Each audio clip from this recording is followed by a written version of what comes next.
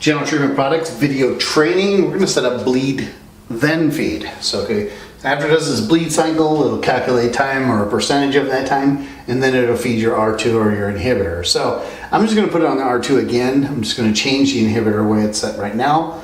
I'm going to hit my menu, go into my outputs, R2, which is inhibitor, but right now if I hit the maintenance, I'm going to pan down to the bottom. And you can see it's bleed and feed, which means it does them at the same time. So I'm going to hit the mode, and right below it, bleed then feed. That's not what I want to do. Bleed then feed. Okay, so I'm going to hit the check, and it's going to change the screen display a little bit. Handoff auto settings not really necessary because you do have that handoff auto menu, but now it has feed percentage, and the feed percentage is based on the amount of bleed time.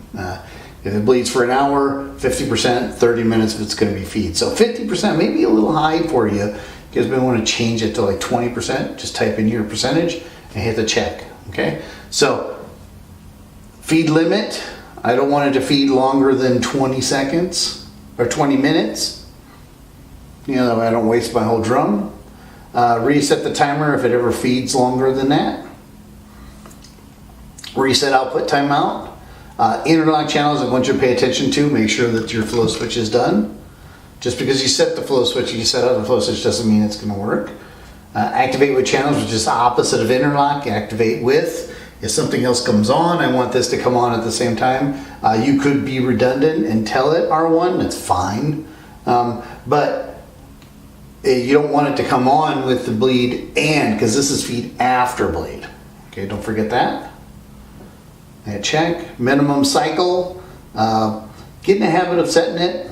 I like setting it. The minimum cycle just means that you're going to come on for 20 seconds no matter what. If this relay burns out at 5, maybe it's the long suction lift or something like that, make sure you're delivering chemical.